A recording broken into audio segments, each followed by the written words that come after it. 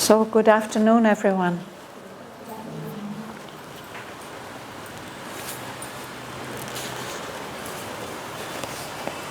So last week we started our reading again at the beginning of the book. And I think we came as far as page 2, line 41. I think we read the first 41 lines. Yes, this canto is called The Symbol Dawn. So it tells about a dawn, the coming of the new light of a new day.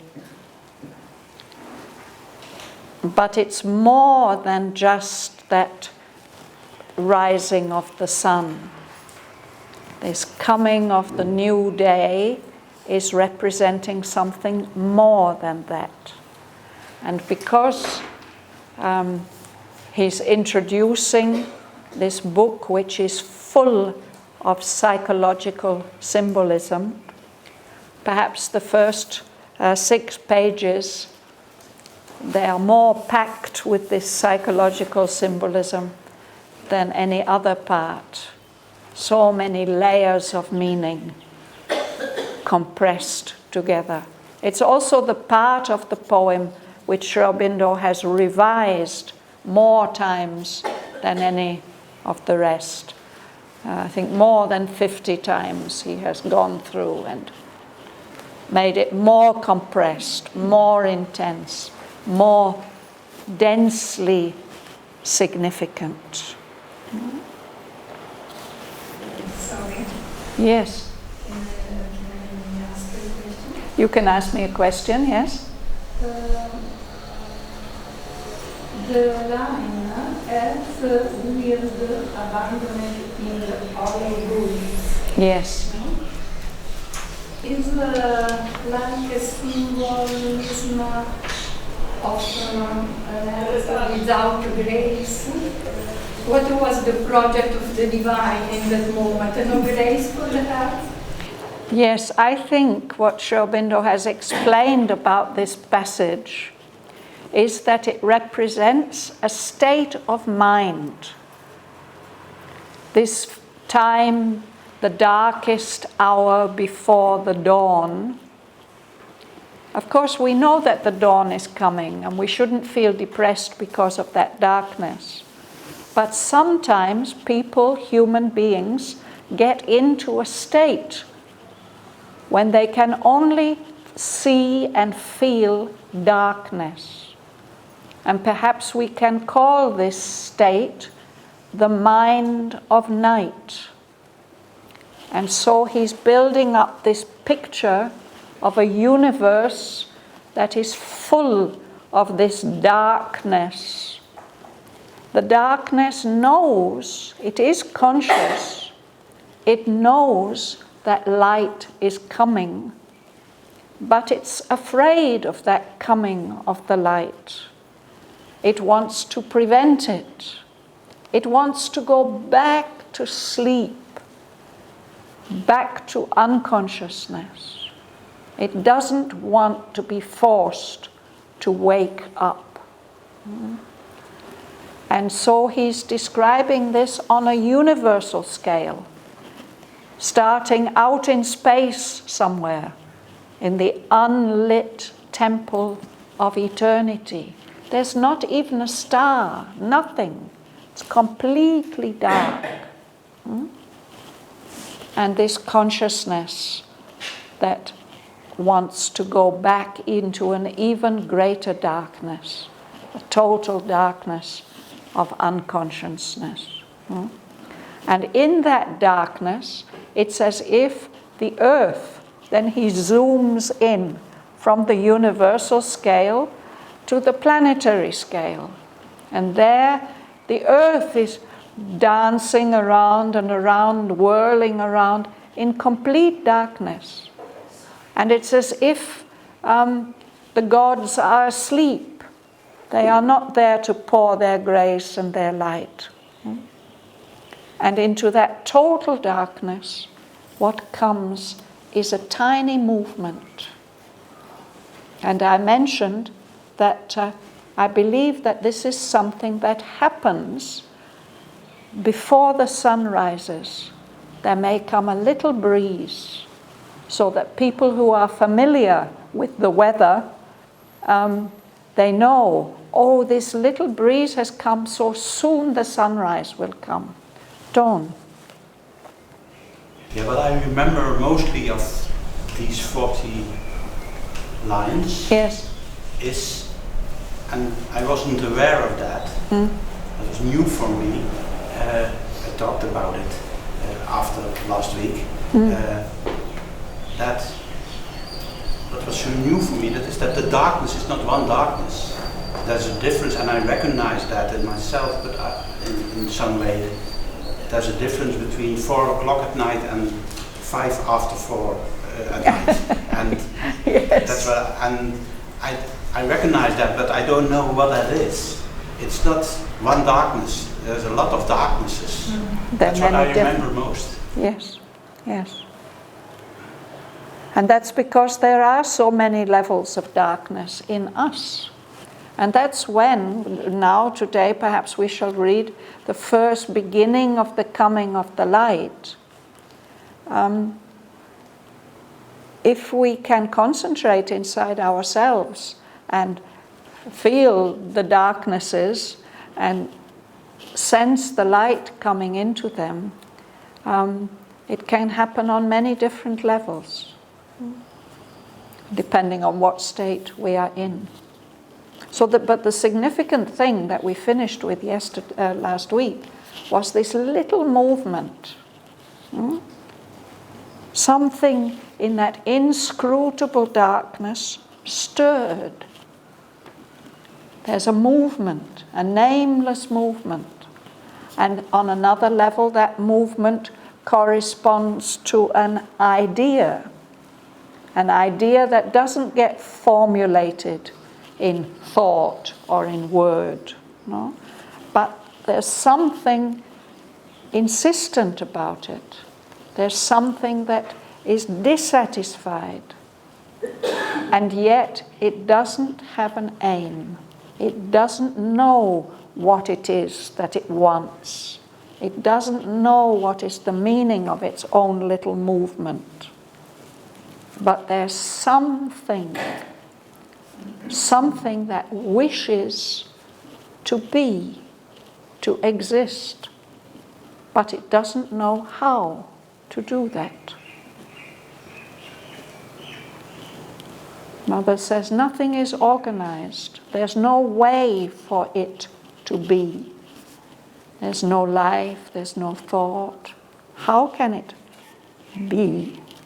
But that wish, or that tiny movement of wishing to be, this wakes up something else.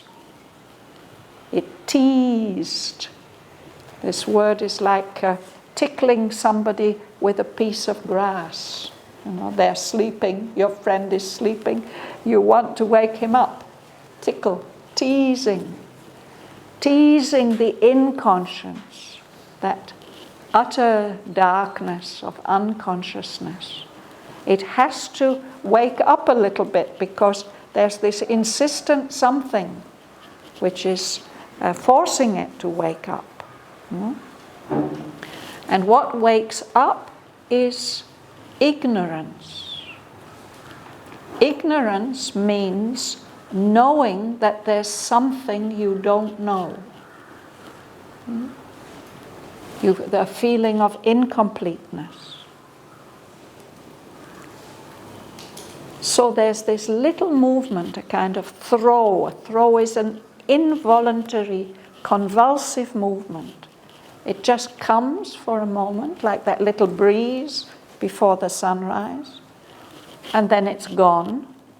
But it's as if where that movement has been, there's still a little movement, a quivering trace, just a remainder or a track or a reminder of something. And that quivering trace leaves some room in the darkness. It leaves some space, and in that space it's as if something wakes up, an old, tired want, unfilled. There's a wish, an unfulfilled wish. That unfulfilled wish has been perfectly asleep, at peace, in its subconscious, moonless cave. A dark cave where there's not even a ray of moonlight. That is subconscious. It's not in the conscious mind at all. But that want, that unfulfilled wish, has suddenly room to lift up its head and look around. It's looking for some light that isn't there. Everything is still dark, no? But it's as if it knows there should be light. It's looking for absent light. No? Its eyes are still closed. I don't know how it is with you, but increasingly now as I get older, I wake up, but my eyes don't open. Sometimes it takes quite a while for the eyes to open. So these are closed eyes, but something there is trying to see, straining closed eyes of vanished memory. It wants to see something from the past, but there's no memory there. It can't remember what is that thing that it wants. So Sri Aurobindo says that's like somebody who is remembering vaguely something that he's been in the past, and he wants to find that back. One who searches for a bygone self. As if for some reason, on some small impulse, whatever it is, we try to remember a past life or something in this life that we've forgotten. We know, oh, there was something. What was it? Searching for something that he's been in the past, but he doesn't find it. He only finds the corpse, the dead body of whatever it is that he's searching for. He doesn't find the thing itself.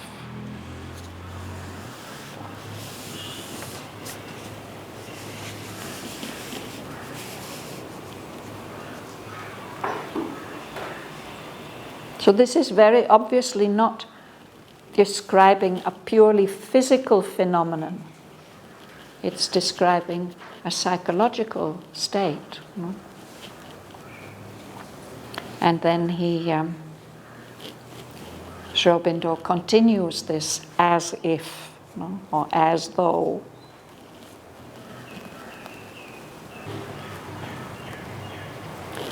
It was as though even in this naught's profound, even in this ultimate dissolution's core, there lurked an unremembering entity, survivor of a slain and buried past, condemned to resume the effort and the pang, reviving in another frustrate world.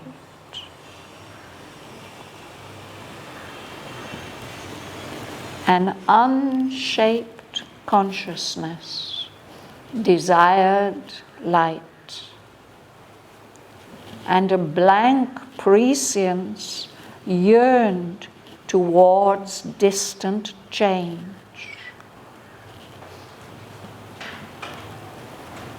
as if a childlike finger laid on a cheek, reminded of the endless need in things, the heedless mother of the universe. An infant longing clutched the somber vast. Insensibly, somewhere, a breach began. A long, lone line of hesitating hue, like a vague smile, tempting a desert heart, troubled the far rim of life's obscure sleep.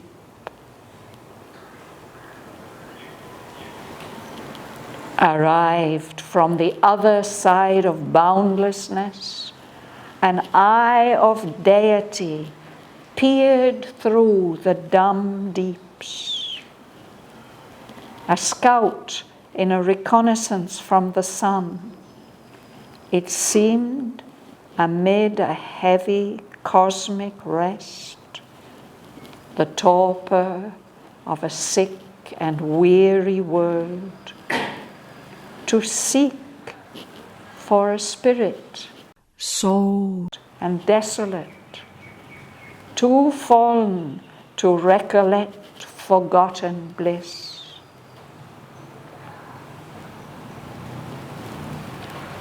Intervening in a mindless universe, its message crept through the reluctant hush, calling the adventure of consciousness and joy, and conquering nature's disillusioned breast, compelled renewed consent to see and feel. A thought was sown in the unsounded void. A sense was born within the darkness depths. A memory quivered in the heart of time, as if a soul long dead were moved to live. But the oblivion that succeeds the fall had blotted the crowded tablets of the past, and all that was destroyed must be rebuilt, and old experience labored out once more.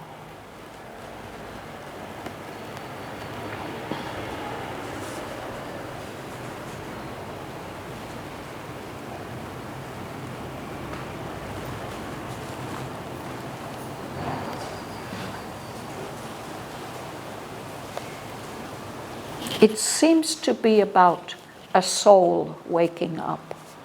At least that's how it seems to be about today as we read it, as I read it. Deva. Can you read just one line more, please? No, I want to read that next time. It's a wonderful line. It's a wonderful line, but let's absorb all this first before we come to that line. Yes, Bärbel. It was as soul even in its notes profound, even in this ultimate dissolution's core. There lurked an unremembering entity, survivor of a slain and buried past, condemned to assume the effort and the pain, reviving in another frustrated world. Yes. So it was as though even in this, the depths, this deepness, profound is usually an adjective. Sri Aurobindo's using it as a noun. In the profoundness, the deeps of this nothingness, this naught this zero, this fathomless zero. Even in that, even in the core is the very center, no, of an apple, or the core of the earth, as if in the very, very center of that, what seems like an ultimate last dissolution, when everything is dissolved. No? So there's really nothing anymore. As if right in the very core of all that nothingness, of that collapse, no? Something is still hiding, lurking, hiding there. An entity, something, some kind of individuality or being. No? But it doesn't remember anything. It's just there. No?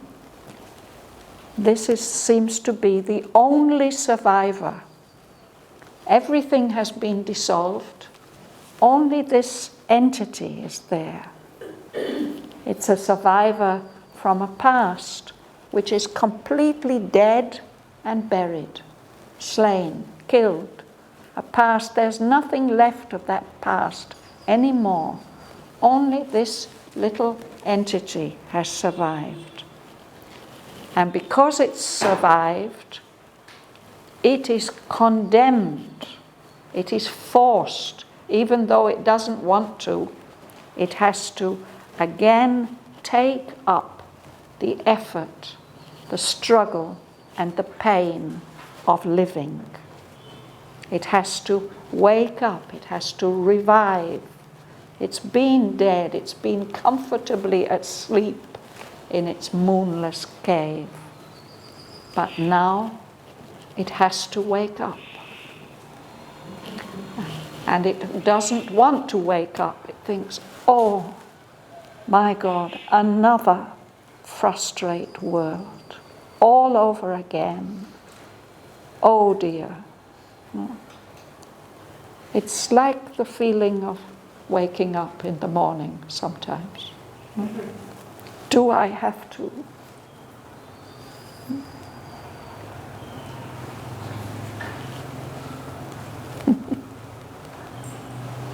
Janaka, would you read the next sentence, please?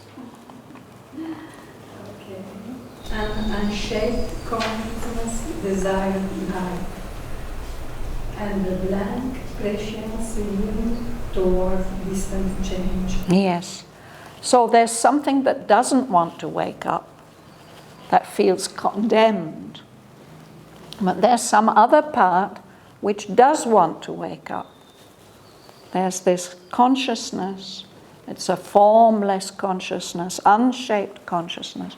But that's the one that's lifting its head and looking for absent light. No? And there's something in that unshaped consciousness which knows that there must be light. There's a prescience, a foreknowing, knowing in advance. And it's saying yes, it's yearning towards that change, even though it is so far away. Yearned towards distant change. So there's two movements going on here. There's the movement, the approach of the divine event, the knowledge that light must come, and there's the other part that's saying, oh, do I have to? Can't I go back to sleep? Can't I cease to exist altogether? Can't I go back to that tenebrous womb that I was born from? Why can't I go back into that darkness?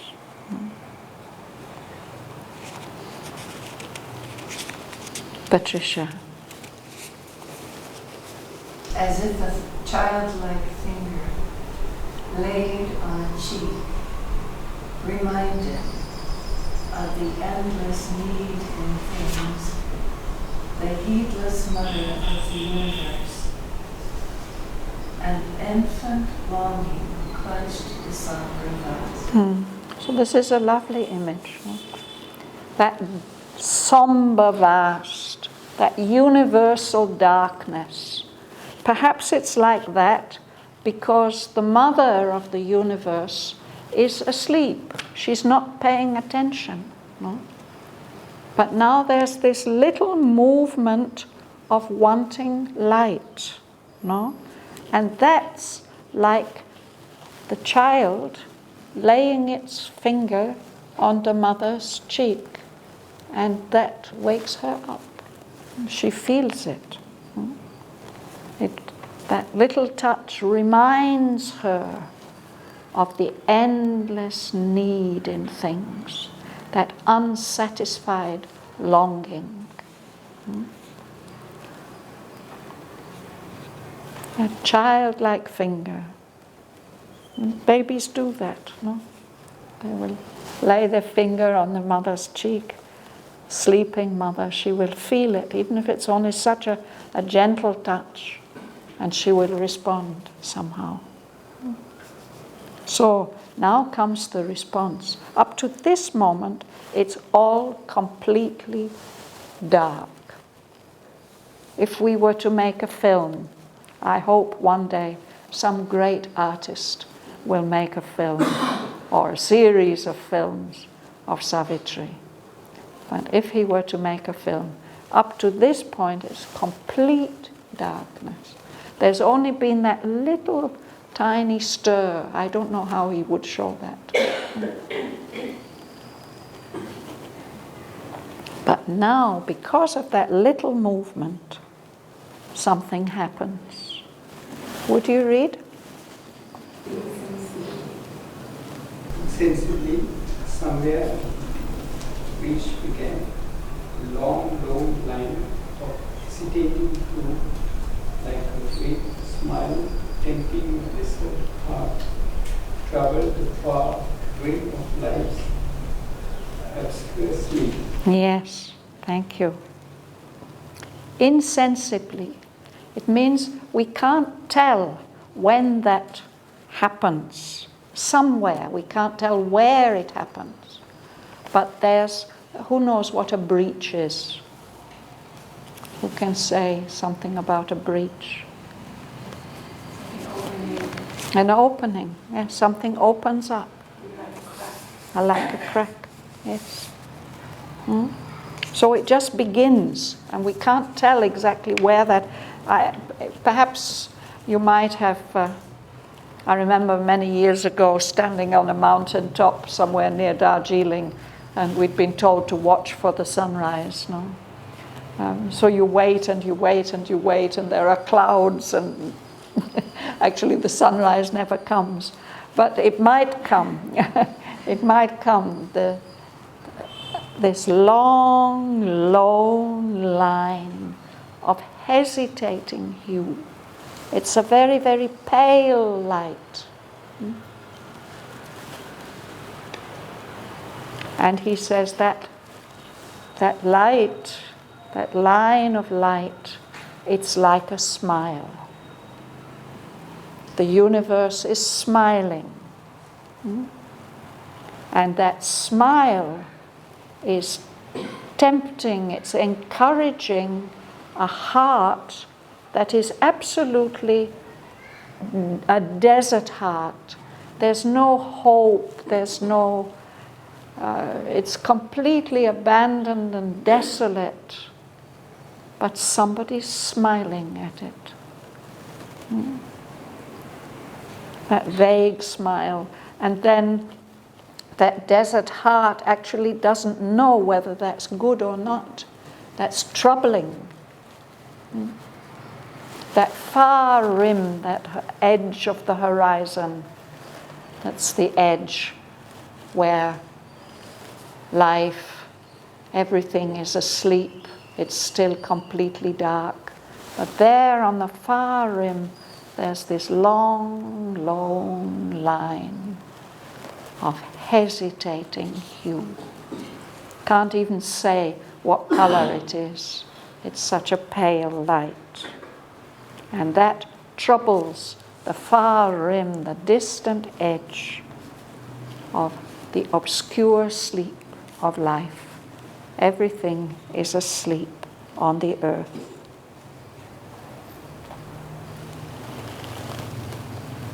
Tone. Arrived from the other side of boundlessness, an eye of deity pierced through the damp deeps. A scout in a reconnaissance from the sun. It seemed amid a heavy cosmic rest, the torpor of a sick and weary world, to seek for a spirit sole and desolate, too fallen to recollect forgotten bliss. So you remember the mother said, I quoted the mother's comment about this little movement, this something that stirred. She said, it's like the very beginning of aspiration. That little unconscious movement doesn't know what it wants, but it wants something. So that's like the finger of the universe reminding its heedless mother to wake up. And then there is a response. There's always a response to aspiration, to any small movement of aspiration. There will always be a response.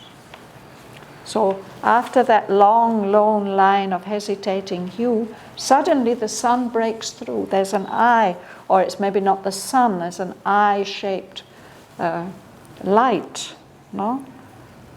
Which seems it's come from the other side of eternity, infinity, the other side of boundlessness. An eye of deity, a divine eye, starts peering, looking. If you peer, it means you're making an effort to see.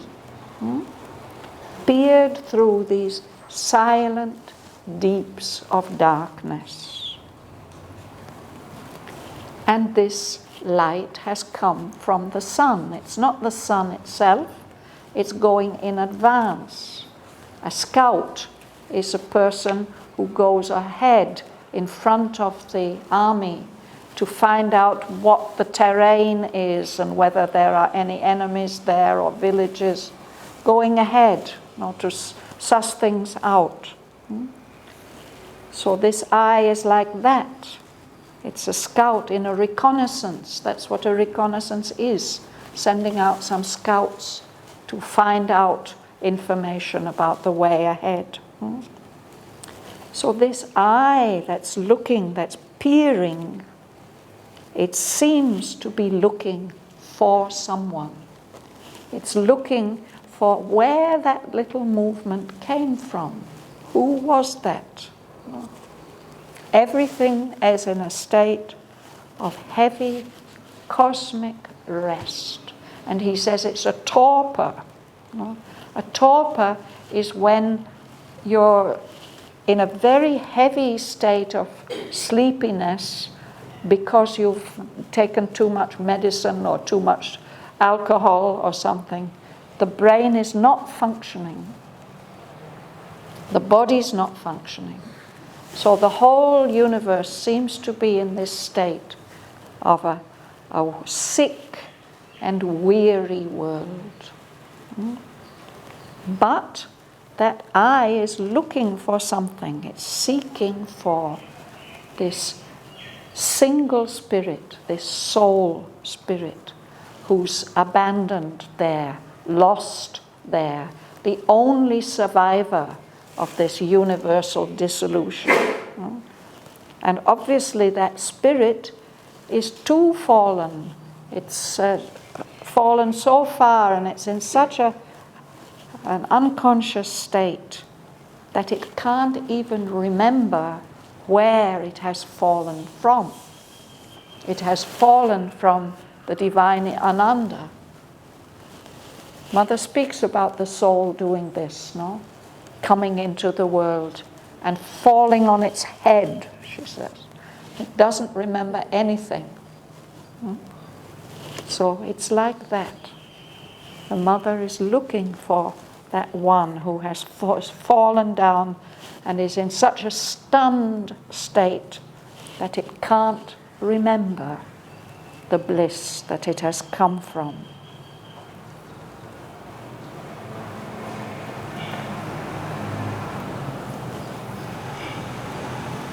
Lorraine, would you read?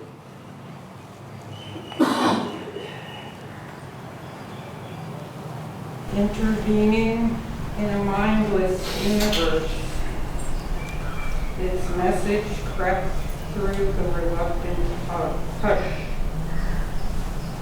calling the adventure of consciousness and joy,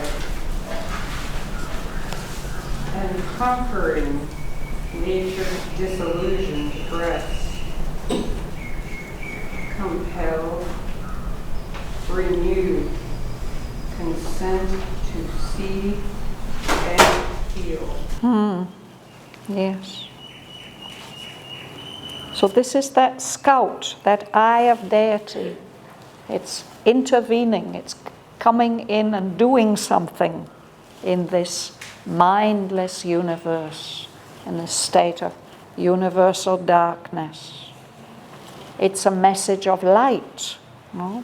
Its message creeps through this silence, which seems to be resisting it. It doesn't want to take on this message. But still, the message keeps on creeping through that reluctant silence. And what it's calling out and telling about, not in words or in sounds, but just in light, in consciousness, it's calling out or inviting to the adventure of consciousness and joy, offering the possibility that things don't always have to be black, torpor, mindlessness. No? There's another possibility. And that message is quite convincing. It manages to overcome the reluctance of nature. Nature's disillusioned breast. When you're disillusioned, you think, what's the use? What's the use of making any more effort? I've done it all, I've tried it all. It's not worthwhile. No? That's being disillusioned. So it's as if nature's like that. She's reluctant. She doesn't want to wake up. But that message forces her to wake up. It compels. She has to agree to see and feel. Even a small light coming into darkness can compel us to see. Of course, if we screw our eyes up, but even then we know the light is there. Just a tiny light obliges us to see. And especially psychologically, no? If somebody brings a light into your consciousness, you can't refuse to be aware of what it has lit up.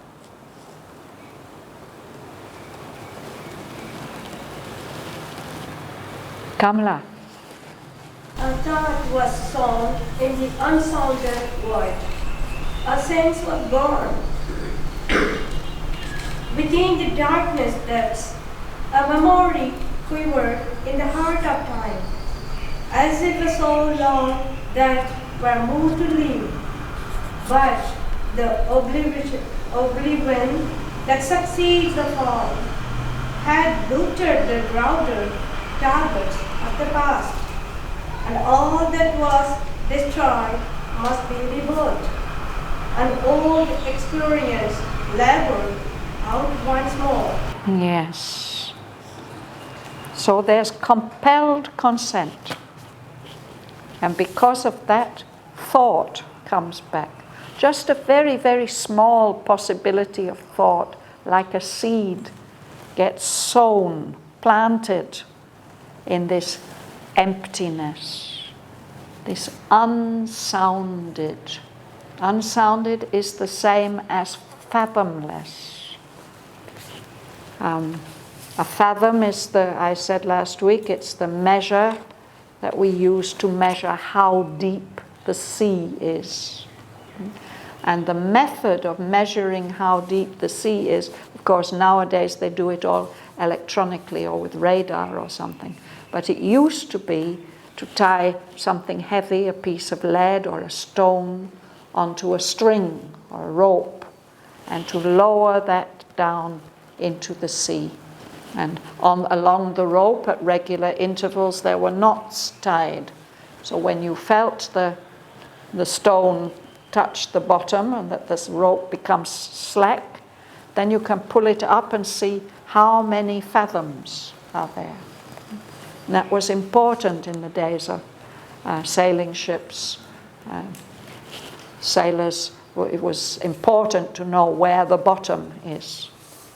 So unsounded, it means nobody has ever measured how deep this emptiness is, no? But a thought, the possibility of thought has been planted there.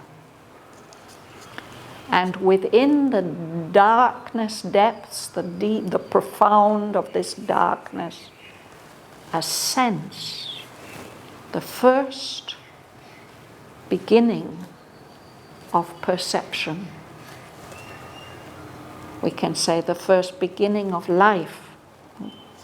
A sense was born within the darkness depths, and a memory, this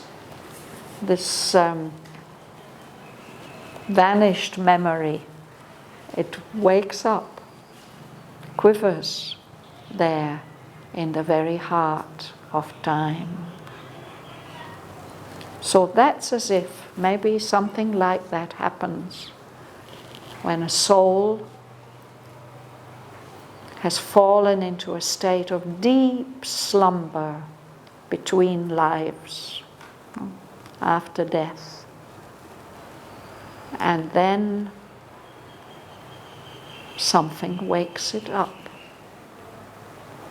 Later on in the poem, there's a beautiful passage where King Aswapati comes to the world of soul. And there he sees the beings that once wore forms on earth. They are sleeping there in internatal trance, in the sleep that comes between a death and a birth. And those dreams, those souls, they are absorbing in their sleep, they're assimilating their past. That's what we do when we sleep. We assimilate the things that have happened to us during the day and the things that have been worrying us. Somehow we digest all that. And then something in us, the soul part in us, starts to prepare the waking up. So it's like that, as if a soul that's been long dead feels the impulse to wake up and live again. But then at the same time, there's this reluctance because of the oblivion, the forgetfulness. Oblivion is when you totally forget. That is what happens after the fall, when we fall on our heads, entering the material universe. So that fall has blotted out, wiped out whatever was written. There were those tablets recording, noting down everything that had happened in the past. But this forgetfulness has come, and it's as if the tablets are wiped clean and nothing of that past can be remembered. There's only the feeling that, oh, it will all have to be done again. Everything that was destroyed Everything that's been wiped out, everything that's been dissolved, will have to be built up again. And those old experiences, we're going to have to go through all that effort again. It's too much. It feels like too much. How is it possible? How can it ever be done?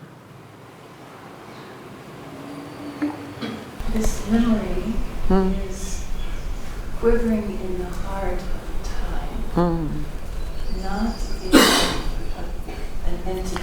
Not in an individual heart, no. It's just one little entity in the whole universe. We have same question. Yes, I Angela. have also the same question of Patricia. Heart of time. But time with big T is universe. It's the universal time. Yeah. So in the very core of that time, because the whole universe has been in darkness, it's been a state of universal darkness. And in that darkness, something is beginning to wake up. So now you can read that line, Janaka. The next line. Thanks. All can be done if the God touch is there. Yes. So that's the reassurance that comes. It seems impossible. It seems too much. But everything is possible if the God touch is there. The touch of divine grace. Shraddhavan, in line 58, Yes. arrive from the other side of boundlessness. Boundlessness, it means there's no boundary, there's no limit. Then the other side.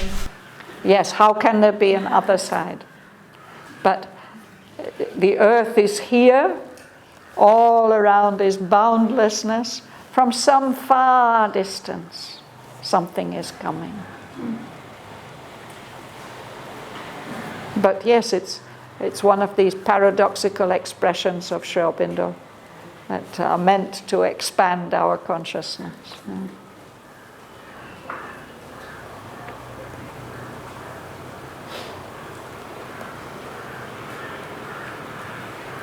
So those who wish, we can go back to line 42 and read this passage together. Trying to get this lovely mantric rhythm.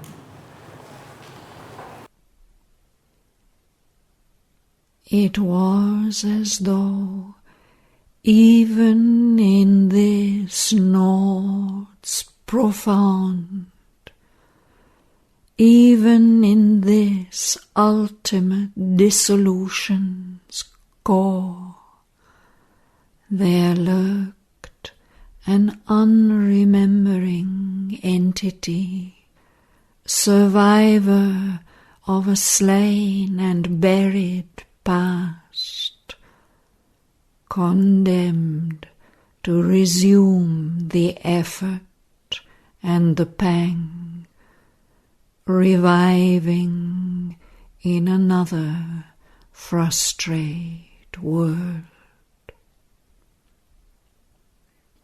An unshaped consciousness desired light, and a blank prescience yearned towards distant change.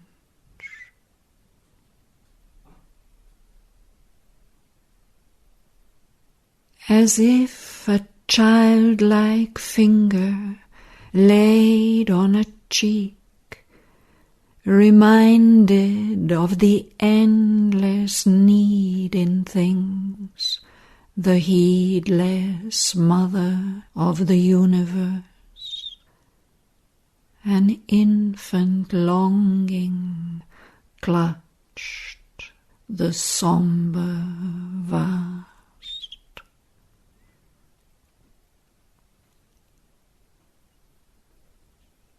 insensibly, somewhere, a breach began.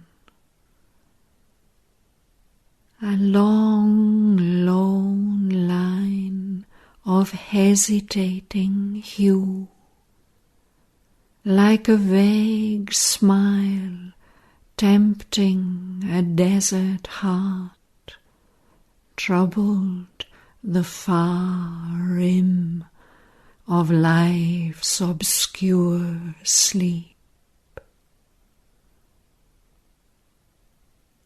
Arrived from the other side of boundlessness, an eye of deity peered through the dumb deeps.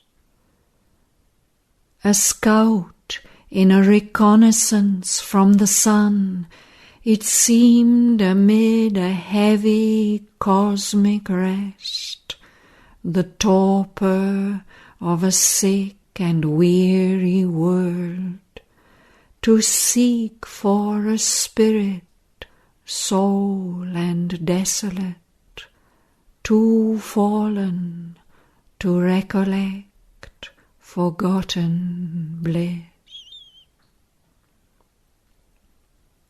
Intervening in a mindless universe, its message crept through the reluctant hush, calling the adventure of consciousness and joy, and conquering nature's disillusioned breast, compelled renewed consent to see and feel.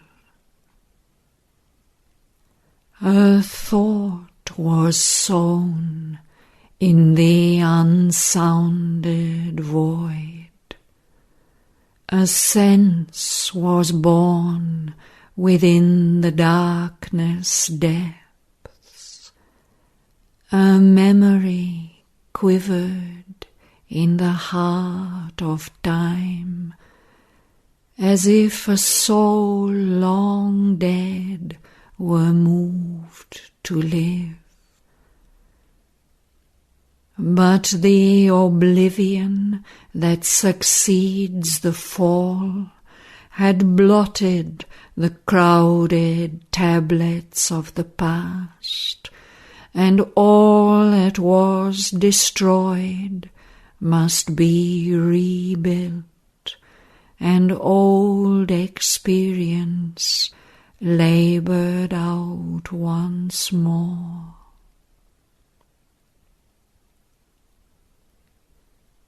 All can be done if the God touch is there.